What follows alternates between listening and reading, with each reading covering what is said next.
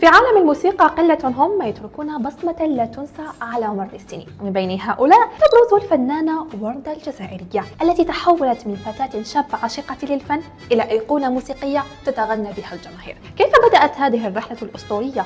وأي محطات شكلت مسيرتها الفنية الباهرة؟